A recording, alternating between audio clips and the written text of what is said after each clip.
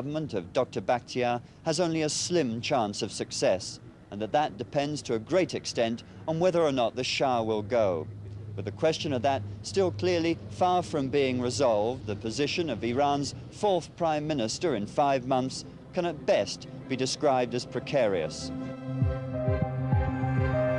The Shah's new prime minister had no confidence in his king. One of Bakhtiar's conditions for accepting the premiership was that the Shah should leave the country. As the Shah's power ebbed away, the American government was split on the best way forward. They saw the Shah as a useful ally in the battle to counter Soviet influence in the region. Under President Nixon, he'd been encouraged to build up his military and become America's gendarme in the Persian Gulf. Despite initial reservations, President Carter had continued the policy. Now, Carter's national security advisor, Zbigniew Brzezinski, a staunch anti-communist of Polish origin, wanted to encourage the Shah to crush the demonstrations and shore up his position once and for all. But Carter's Secretary of State, Cyrus Vance, was in favor of talking to the Ayatollah and his revolutionaries. In early January, the leaders of the US, France, Britain and Germany discussed the crisis at an informal conference in Guadeloupe. According to the New York Times, they agreed that although a new government in Iran may create difficulties for the Americans, it will be essentially pro-Western and not communist-oriented. In effect, they had given up on the Shah and were encouraged rather than alarmed by what they were hearing from Paris. In Iran, there is no talk of communism, and even if there are communists, they're in a minority. In Iran, there is no danger of communists jeopardizing the interests of others. We want neither the communists nor any other foreigners, whatever power they have, to interfere in the affairs of Iran.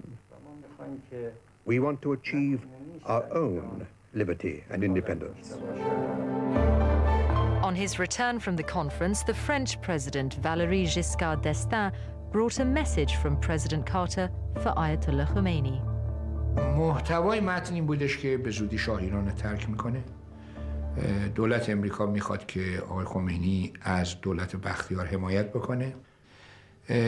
سومی که اگر چنانچه آقای خمینی از دولت بختیار حمایت نکنه، بختیار سقوط بکنه، نظامیان کودتا میکنن. خب محتوا تقریبا این بود. آقای خمینی هم جواب داد که اولا بختیار کاری نیست، بختیار قانونی نیستش. دو اینکه نظامیان اختیارش دست امریکایی هاست. اگر چنانچه نظامی ها بخوان کودتا بکنن، مردم میدانن که امریکایی ها دارن این کار میکنن و مردم مقاومت میکنن، منم حکم جهاد خواهم داد، از این حرفا. و دولت امریکا مسئول خواهد بود. توصیه کرده بودن که امریکا دست از حمایت بختیار برداره، بذاره خود مردم ماها عرض کنم که اوضاع رو بهتر میتوانیم آرام بکنیم تا شما. On January the 16th, the Shah accepted the inevitable and announced that he was leaving Iran for a holiday. خیلی وحشتناک بود. ببینید موقعی که آدم به خصوص برای علازت، من نمیتونم خودم رو جای علازت بذارم، یه مردی که تمام عمر و زندگیشو در راه مملکت گذاشته که با اون حالت بخواد بره و آدم ببینید سرزمینش، خاکی، اون جایی که دنیا آمده، تمام دوستانش و هر چیزی که بهش علاقه داره بذاره بره و ندونه که آیا یه بازگشتی هست یا نه. طبیعتاً عده‌ای که در کاخ بودن اون روز با گریه و زاری میگفتن نرین و یه عده دیگه هم بودن که قبلا در جلسات میامدن میگفتن، ولی خب غیر از این که ما بهشون بگیم که امیدتون رو نگه دارین و اینجوری نمیمونه، ما برمیگردیم، خیلی مشکل بود. به خصوص اون موقعی که اصلا خاک ایران رو ترک میکردیم که آدم فکر نمیکرد که بر نمیگرده، همیشه یه امیدی بود. واقعا امید داشته؟ نمیدونم، آدم فکر نمیکرد که اینجوری میمونه، نمیدونم، شایدم نه، ولی فکرم نمیکردم 30 سال طول بکشه. While the Queen had hope, the Shah seemed less convinced that they would return. He took the remains of his father's body with him. This couple were among the few Iranians who mourned the Shah's departure. Millions more celebrated.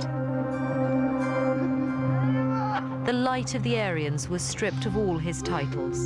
Newspaper headlines announced his departure with just 2 words: Shah Raft, the Shah is gone.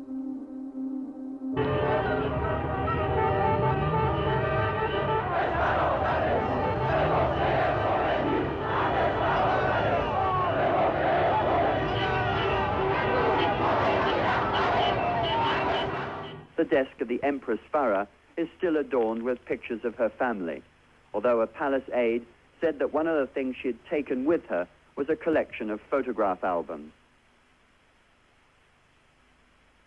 Quite clearly, none of the priceless pictures and mementos collected by the Pahlavi dynasty over the years have been taken away, and the staff and the guards are convinced that they're just keeping the house warm for their master's return.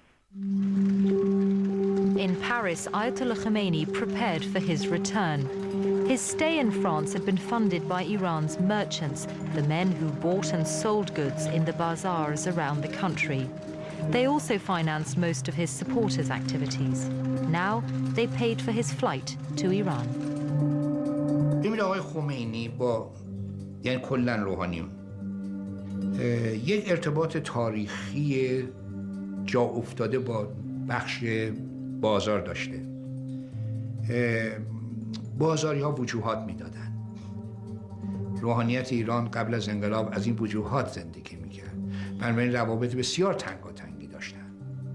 همین روحانیون بودن که دلار فرستادن پاریس که ما هواپیمای ایر فرانس رو چارتر کردیم اومدیم به ایران. یعنی ما که پول نداشتیم. Inside Iran, Hashim Sabaghian had the task of preparing the country for the Ayatollah's return. He started by negotiating with the army and with Iran's national airline. رئیس هواپیمایی کشوری و اینا اومد، او قبول کرد که فرودگاه رو دقیقاً در اختیار ما بذاره، ساختمون فرودگاه. نیرو هوایی هم مأموریت پیدا کرد که باند نیرو هوایی و هواپیما و برج مراقبت با نیروی هوایی باشه. یه تیم ساری رو فرستادن، با اونم من چندین بار مذاکره داشتم. اونا گفتن ما هواپیما رو سلامت میشونیم. اولم قرار بود هواپیما از اینجا جمهوری اسلامی بره اونجا، اونا اونجا صحبت کردن. دولت فرانسه گفته بود نه، ما خودمون ایر فرانس رو میفرستیم و اینها اومد. While the negotiations continued, the country waited. The army added to the already surreal atmosphere by fighting an imaginary enemy in training maneuvers mounted for the world's press. The army remains unswervingly loyal to the Shah, and according to the commanders, they'll support the government of Dr. Bakhtiar with resolution, patriotism, and discipline.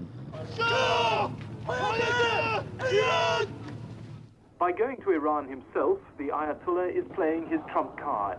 It'll unite his angry followers there even more, and he believes it'll help them simply sweep away the fragile government of Dr. Bakhtiar, whom he's refused to meet or to recognize.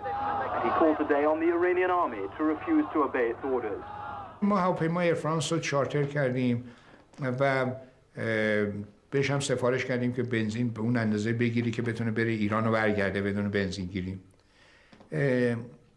خب هواپیمای بزرگی بود، یه تعدادی از همین ایرانیایی که بودن همه همراه آمدن. یه حدود 100 نفر ما خبرنگاران با ما بودن که خب اینا مایل بودن خودشون با ما بیان، ما استقبال کردیم.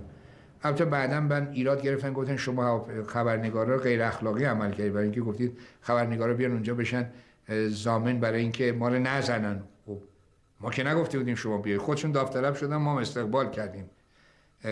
ولی پشت ذهنمون بود که خوبه، چرا استقبال کردیم، مجانی برایشون داریم بیاریم ایران. عاشق چشم ابروشون که نبودیم، که گفته بودیم یک اونا میخوان با ما همراه باشن، ما میخوایم یه سیف چیزی داشته باشه، تضمینی باشه. خب وقتی که اونا تو هواپیما بودن، هواپیما رو نمیزدن.